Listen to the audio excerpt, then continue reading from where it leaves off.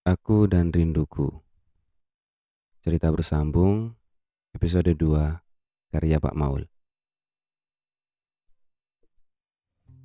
Aku masih berada di antara guling dan selimut pagi itu, mencoba mengingat pertemuanku dengan Reni kemarin. Tak disangka sahabat yang dulu aku kagumi, sekarang bisa bertemu kembali. Pertemuan yang singkat tetapi mengesankan. Sudah lama rasanya tak bertemu dengannya. Ingus yang sering menempel di salah satu hidungnya dulu, kini tak nampak lagi.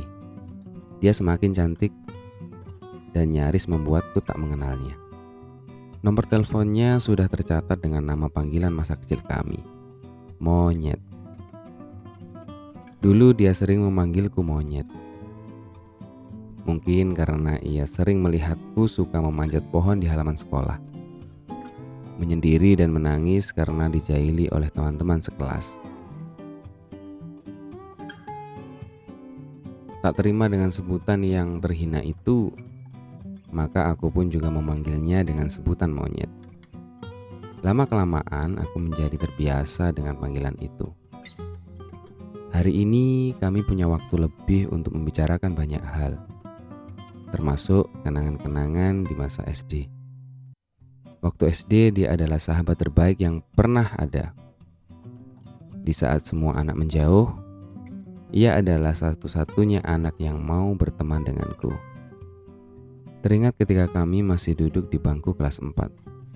Ada salah satu momen yang tak bisa kulupakan. Ketika sekolah mengadakan field trip ke salah satu pantai. Di sana kami bermain pasir, keong, batu karang, dan ombak. Ia berkata padaku, "Aku suka lihat ombaknya." Entah kenapa ketika aku melihat ombak, hatiku menjadi tenang. Suara ombak bikin ngantuk, sahutku sambil memainkan keong yang aku dapat dari balik batu karang. "Nyet, tahu nggak selain kamu, ombak adalah teman terbaikku," kata Reni. "Memangnya apa istimewanya ombak?" tanyaku. "Nyet, ombak itu kalau menerjang batu terus-menerus, pasti batu itu akan pecah juga." Jangankan batu, celananya si Boni itu kalau kena ombak kencang juga sobek dan hancur, tambahku dengan nada yang tak enak. "Hus, kamu kenapa sih Nyet, kok kelihatannya ndak suka dengan Boni?" tanya Reni. Gak apa-apa. Aku cuma kesal saja kemarin lusa bukuku disobek olehnya," jawabku malas. "Ya sudah, maafkan saja. Oh iya, aku tadi bahas ombak cuma pengen contohin ke kamu. Kalau batu yang sekeras itu saja bisa hancur kalau diterjang oleh ombak. Jadi kamu juga harus begitu kalau mengerjakan tugas dari Pak Tejo. Jangan mudah menyerah. Kamu harus menerjangnya bagaikan ombak." Aku terdiam. "Tapi aku kan bukan ombak," jawabku. "Iya, kamu bukan ombak, tapi keong tuh yang ada di tangan kamu," sahut dia sambil meninggalkanku. "Loh, kok marah? Aduh, duh, duh, duh, duh," tanyaku sambil memegangi jempol tangan yang tergigit oleh keong. Yang kuingat, Reni selalu menyemangatiku dalam segala hal.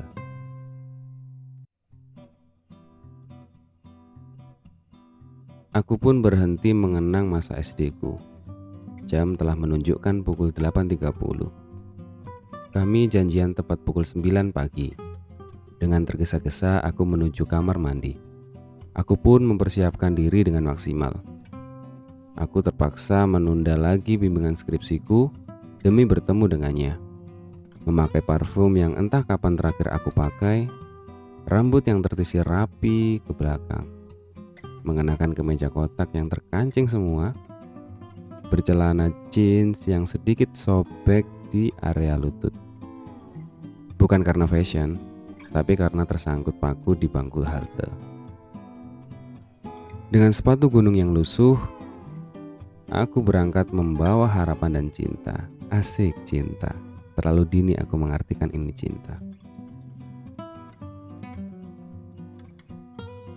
Kami janjian di kafe dekat teman kota. tempat yang terkenal dengan berbagai macam kopi yang disajikan.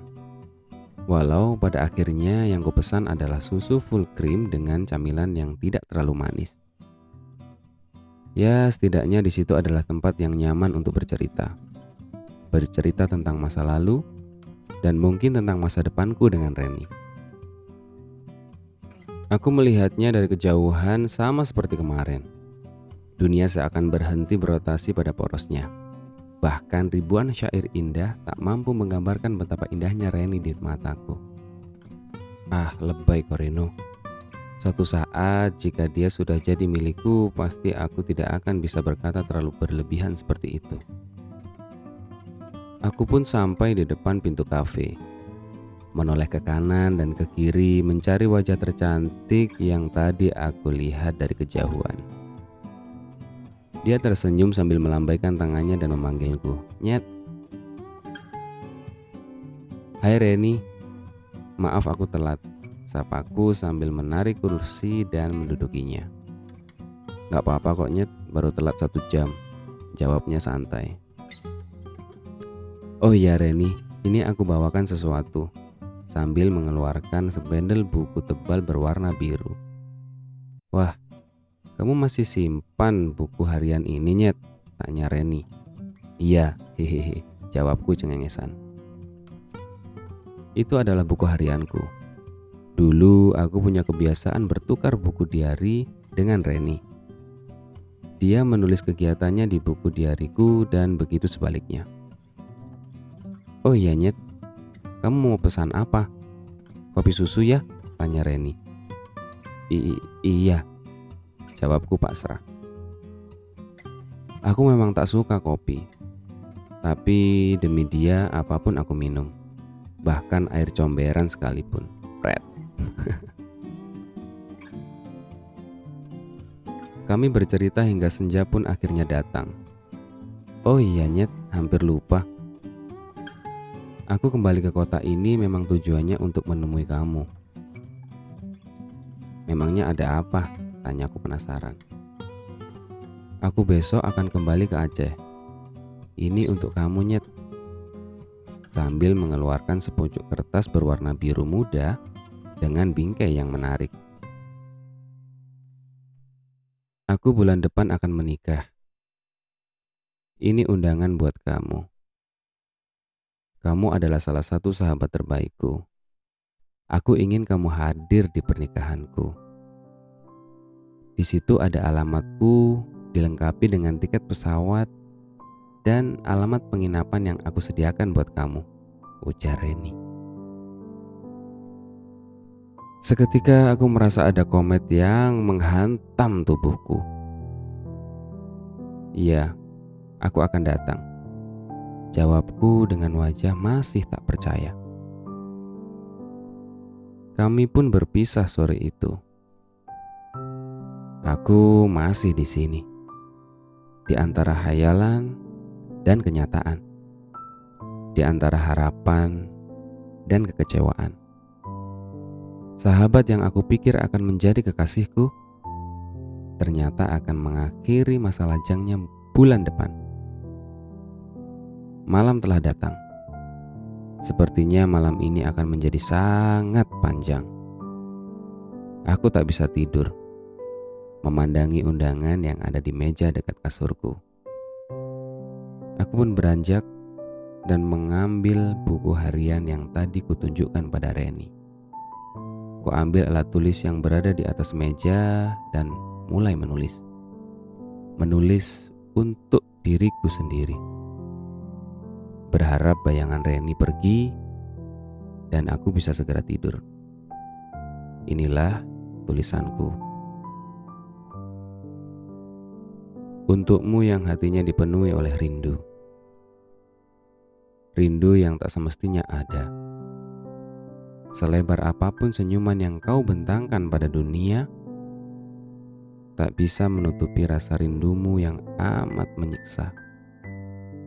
Sederhananya, dia adalah apa yang selalu kau ukir dalam sebuah tulisan yang indah di hatimu.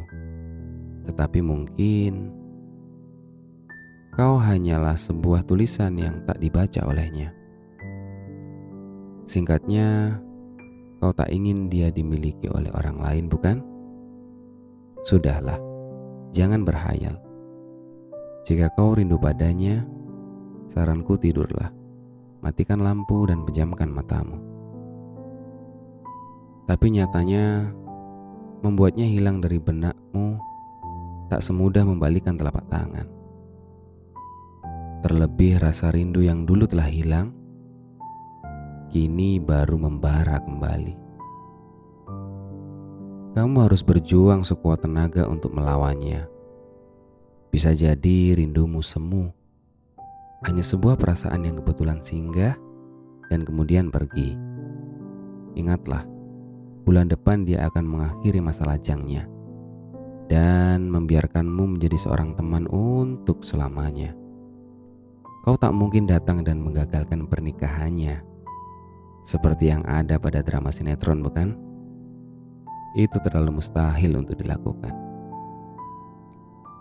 Tak perlu berandai-andai untuk mengulang kembali waktu, karena itu hanya akan membuatmu tersiksa. Mungkin kau harus mulai menghapus namanya dengan paksa dalam doamu, membiarkan semua berjalan apa adanya, melenyapkan semua kerinduan di dalam hatimu yang nanti akan ditempati oleh seorang kekasih. Entah siapa. Bersambung.